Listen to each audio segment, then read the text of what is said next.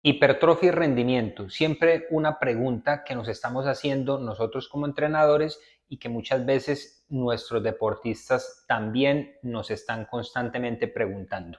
Tengo hoy 8 puntos para dejar un poco más claro este concepto y poder ayudar a clarificar cómo poder direccionar mejor un proceso de entrenamiento. Entonces vamos a iniciar.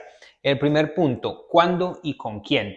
Obviamente la ganancia de masa muscular es uno de los efectos crónicos del entrenamiento de la fuerza, o sea que yo voy a ganar masa muscular obviamente en la medida que voy entrenando por el estímulo mecánico y neuromuscular que genera las repeticiones ante una sobrecarga.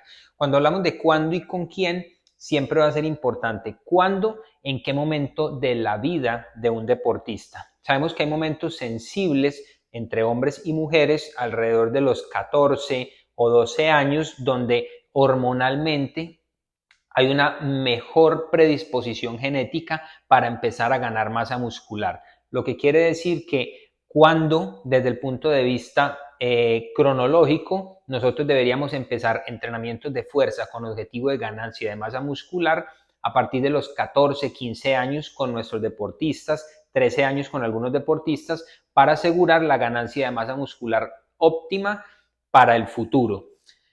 ¿Quién? Obviamente también depende si estamos hablando de una persona con características genéticas que lo predisponen a una mejor ganancia de masa muscular con respecto a otros. Sabemos que hay personas con una características longilíneas y con una dificultad mayor para ganar masa muscular, y deportistas que tienen características antropométricas y un somatotipo que le permite ganar masa muscular mejor. Ellos van a ganar obviamente mucho más fácil. ¿Quién también? Depende si estamos hablando de un deportista y si estamos hablando de una persona que va por estética al gimnasio. Cuando hablamos de un deportista, ya empieza a cambiar un poco el concepto de si el entrenamiento de la hipertrofia es bueno o malo. Segundo, debe ser entendido como una consecuencia, no como un objetivo desde el punto de vista del rendimiento. O sea, la hipertrofia se va a dar como consecuencia del entrenamiento. El deportista va a ganar masa muscular en la medida en que vamos entrenando fuerza, pero no puede ser pensada como un objetivo. No podemos direccionar el entrenamiento de fuerza, vuelvo y repito, desde el contexto del rendimiento para el fútbol, para el baloncesto, para el béisbol, con rutinas de entrenamiento enfocados hacia la hipertrofia. Siempre va a ser una consecuencia del entrenamiento y no un objetivo. Tercero, es saludable. Claro, la masa muscular es un órgano endocrino, es un órgano que nos va a permitir tener un sistema metabólico mucho más activo. Siempre la masa muscular va a ser un concepto o va a ser un órgano o un componente fundamental para nuestra salud. Entonces, la hipertrofia no solo la tenemos que pensar como la persona que gana demasiada masa muscular en un gimnasio, sino que como consecuencia del entrenamiento constante ante sobrecargas, mancuernas, pesos, el deportista va a mantener un nivel de trofismo que va a ser óptimo para su rendimiento y para su salud. Cuarto, completamente importante entender que las fibras musculares, hay muchos híbridos y mucha clasificación de fibras, pero en forma general vamos a hablar de las fibras lentas, conocidas como fibras tipo 1, fibras intermedias tipo 2AB y fibras explosivas tipo 2X. Esas fibras tienen características metabólicas y neuromusculares completamente distintas. Las fibras lentas funcionan más con un metabolismo de las grasas, tienen un nivel de producción de fuerza menor, pero soportan más resistencia, o sea, son metabólicamente dependientes de las grasas y neuromuscularmente generan poca fuerza y son muy resistentes. Las tipo 2AB son una fibra híbrida o mixta entre una capacidad de resistir y una capacidad de generar fuerza. Esta es la fibra que más se hipertrofia y esta es la fibra que nosotros más vamos a trabajar cuando estamos haciendo trabajos de repetición, cuando se está haciendo un trabajo de hipertrofia, y es la que más, digamos, se va a adaptar a este tipo de entrenamiento. Y la fibra tipo 2X es una fibra que metabólicamente funciona más con se me olvidó mencionar esta funciona más con el sistema energético o la vía glucolítica, y tiene una capacidad neuromuscular de producir fuerza y de resistir también, pero no es especializada.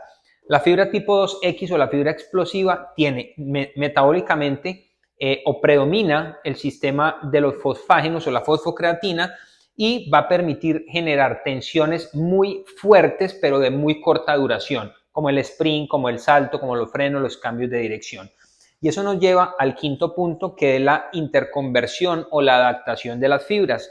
Lo que quiere decir que dependiendo del tipo de entrenamiento que yo haga, yo voy a adaptar para que estas fibras trabajen con un sistema energético o funcionen para producir fuerza de una manera determinada. O sea que si el entrenamiento de fuerza se enfoca solo a hacer repeticiones con cargas intermedias donde yo puedo hacer 10, 12, 15 repeticiones, yo voy a especializar esa capacidad de generar fuerza más con las fibras tipo 2AB y voy a generar una adaptación de hipertrofia y voy a entrenar esas fibras musculares para que generen fuerza de una forma determinada.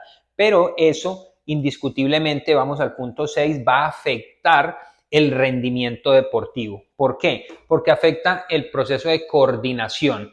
Cuando un deportista quiere entrenar fuerza para mejorar el rendimiento, está entrenando la coordinación motora, cómo se mueve en el gesto específico, cómo coordina la interacción o cómo interacciona el uso de diferentes grupos musculares y el uso de diferentes acciones a distintas intensidades de velocidad y de producción de fuerza. Ejemplo, hacer un freno con cambio de dirección, hacer un salto vertical es mucho más complejo a nivel coordinativo que hacer un curl bíceps o hacer un press banco o hacer una sentadilla.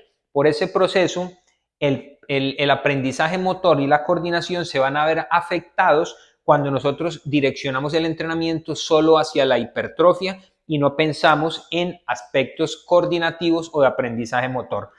Y eso nos lleva al punto número 7, donde nosotros siempre vamos a hablar de una ganancia de masa muscular, pero con un concepto funcional. ¿Qué quiere decir? Vamos a hacer o vamos a generar una adaptación de hipertrofia con nuestros deportistas en función de la modalidad deportiva.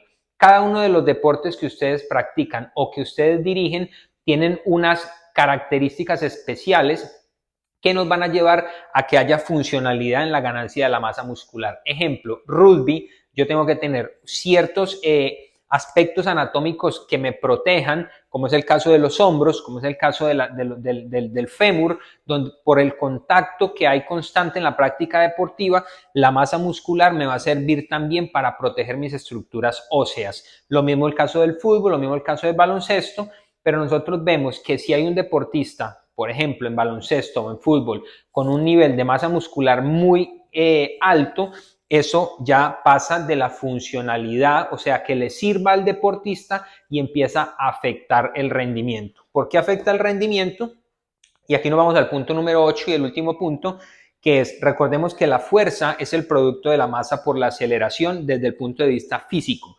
Entonces, yo puedo mejorar la fuerza porque aumento la masa del deportista o puedo mejorar la fuerza porque entreno que él se mueva más rápido, o sea, aspectos coordinativos. Si yo quiero mejorar la velocidad y lo único que hago es aumentar la masa del deportista y no me centro en los aspectos neuromusculares y coordinativos, solo me estoy enfocando en uno de los aspectos de esta fórmula y es aumentar la masa o el peso de ese objeto.